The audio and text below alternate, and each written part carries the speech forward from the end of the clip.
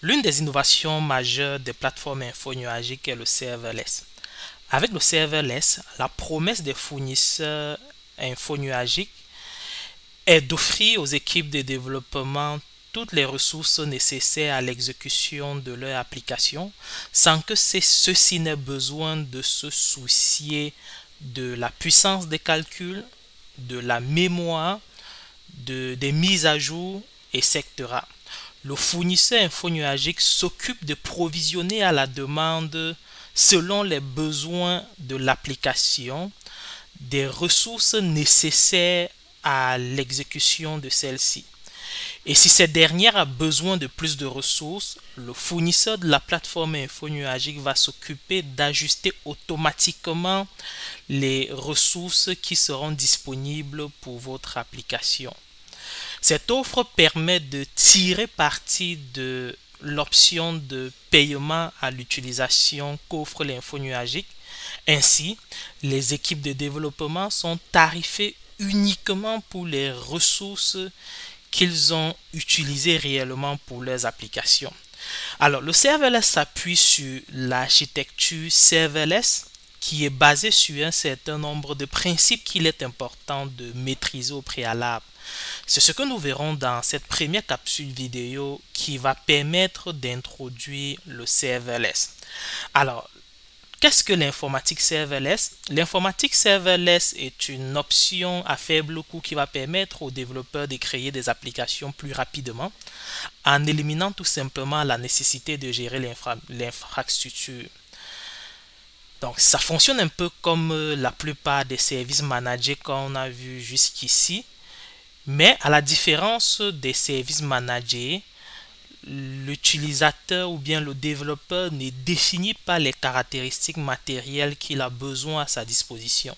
Il pourra tout simplement définir le minimum dont il a besoin pour l'exécution de ses applications et le fournisseur de la plateforme infonuagique va se charger de provisionner les ressources et d'adapter automatiquement les caractéristiques matérielles de ces ressources-là en fonction des besoins de nos applications.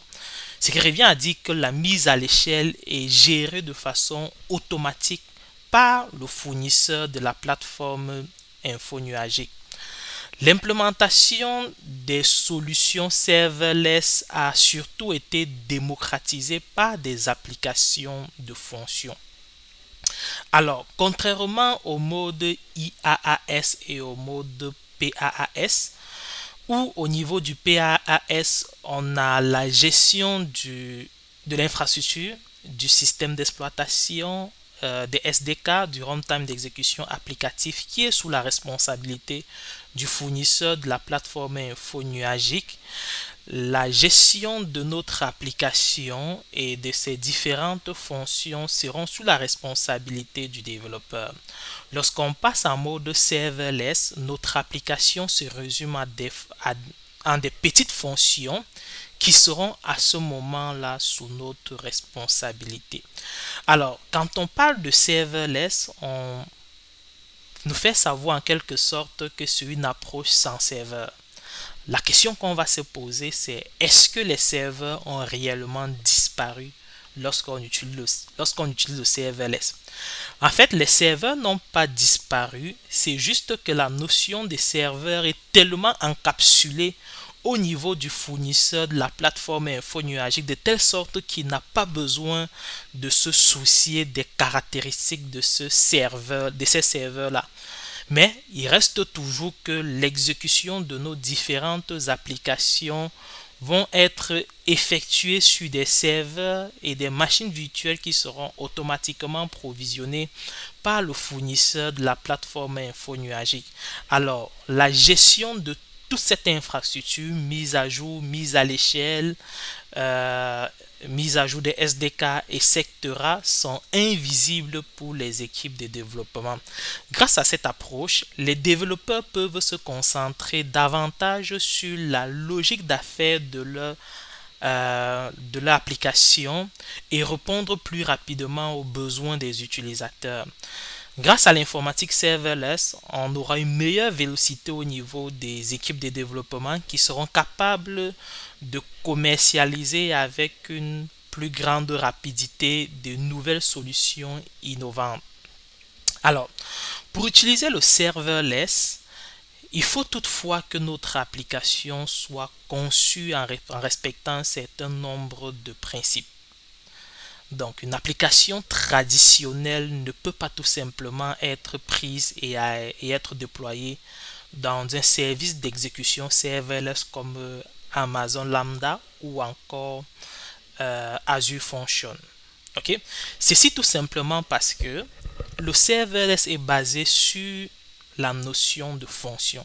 Une fonction est un besoin utilisateur qui est implémenté au niveau de notre application. Ok? Tandis qu'une application traditionnelle, le plus souvent, va disposer de plusieurs fonctionnalités, plusieurs fonctions qui seront offertes au travers d'un seul morceau qui est compilé et livré. Alors, toute modification doit être effectuée sur l'ensemble de l'application et le changement au niveau d'une fonction va entraîner les tests de l'application dans son ensemble et le déploiement de cette dernière. S'il arrive par exemple qu'une modification sur une fonctionnalité spécifique provoque une erreur, c'est l'ensemble de l'application qui couramment va se retrouver affecté et s'il faut faire un retour en arrière, un rollback, c'est l'ensemble de l'application qui sera rollbacké vers la version précédente. Il y a également une mauvaise gestion de la mise à l'échelle parce qu'une application traditionnelle, pour mettre cette dernière à l'échelle, pour répondre peut-être aux besoins d'une seule fonctionnalité, on va dupliquer toute l'application sur plusieurs serveurs et bien évidemment la fonctionnalité pour laquelle on a besoin de faire de la mise à l'échelle ne va pas réellement tirer la plus-value de cette mise à l'échelle là. Et un autre défaut majeur, c'est le fait qu'une fonctionnalité ne peut pas être réutilisée dans une autre application en dehors de dupliquer du code. Alors, on va prendre un exemple pour illustrer justement les faiblesses de l'architecture monolithique et voir justement la plus-value qu'on aura lorsqu'on va au serverless et comment est-ce qu'on peut découper notre application pour avoir des fonctions. Ok? Alors, si on prend l'application suivante, ça c'est notre application monolithique. Cette application-là dispose de plusieurs fonctionnalités. Okay? On a une fonctionnalité de traitement des images qui va permettre, suite à une requête HTTP, de démarrer le traitement. Une fois que le traitement est effectué, il y aura un courriel qui est envoyé pour confirmer le traitement de cette image-là.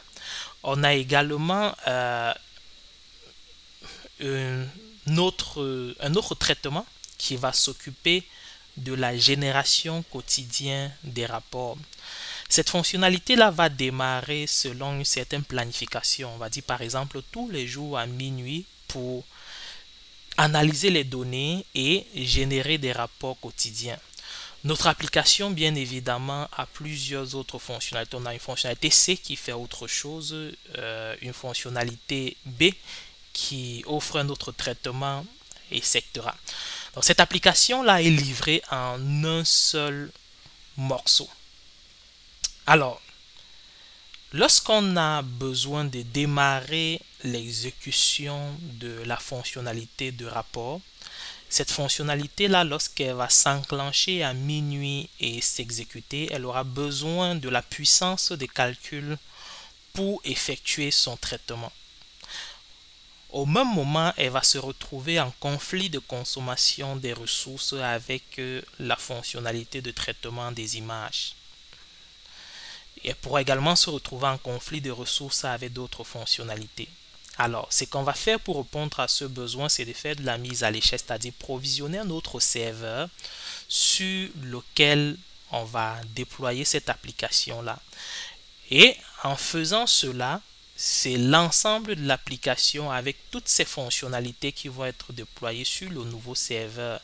Ce qui veut dire en quelque sorte que ce serveur-là, dont le besoin initial c'était de répondre au manque de puissance de notre fonction de traitement des images, va se retrouver en train d'être utilisé par l'ensemble des autres fonctions de notre application.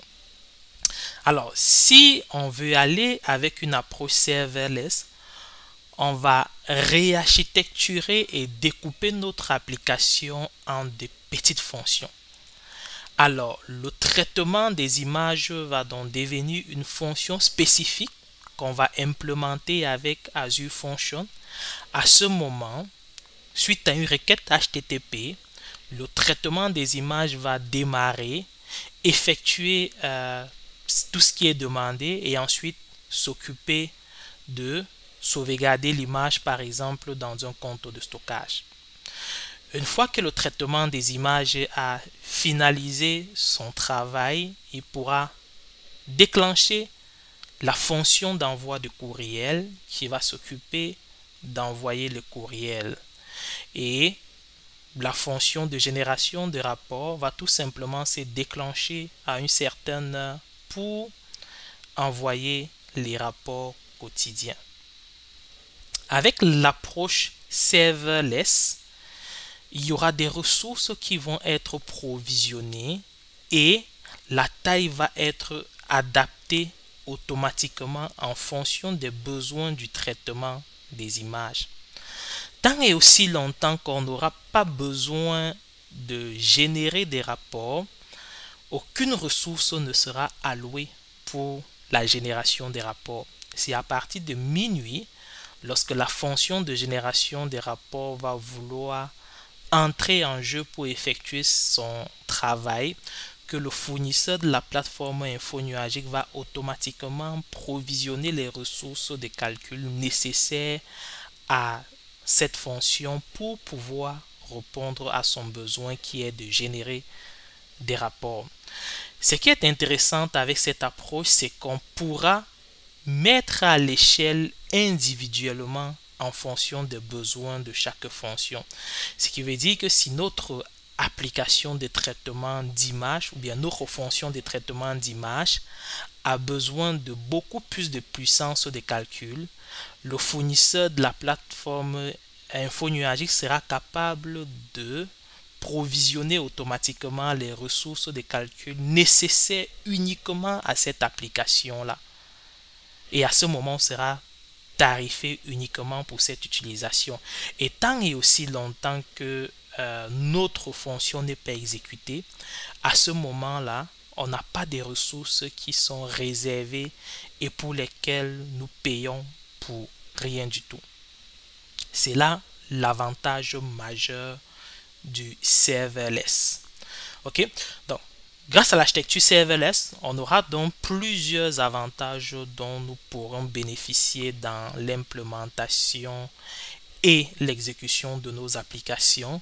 On va citer notamment l'absence de gestion des infrastructures, la mise à l'échelle automatique et flexible que j'ai pris le temps d'expliquer, la haute disponibilité parce que bien évidemment le fournisseur de la plateforme Info Nuagique nous garantit un certain niveau de disponibilité de services, la réduction des coûts parce que avec l'approche serverless, on paye uniquement pour des ressources qu'on utilise. À aucun moment des ressources de calcul ne sont provisionnées et ne sont disponibles si notre application n'est pas exécutée. Bien évidemment, il y a des options qui vont nous permettre d'avoir des ressources provisionnées à l'avance si on se rend compte qu'on a la latence due au fait que le fournisseur Info Nuagique prend un certain temps pour mettre à notre disposition des ressources, mais à ce moment-là, c'est une option que nous avons à notre disposition si on a un certain besoin en termes de réactivité, de rapidité de notre application. Bien évidemment, l'architecture serverless apporte une certaine augmentation de la productivité dans la mesure où nous avons plusieurs éléments préconçus dans la plateforme info nuagique sur lesquels on est capable de capitaliser pour uniquement se concentrer sur l'implémentation de nos différentes fonctions. Dans la prochaine capsule vidéo, nous allons voir justement comment utiliser Azure Function, qui est l'un des premiers services serverless de la plateforme info nuagique Microsoft Azure, pour implémenter et exécuter des applications de fonctions.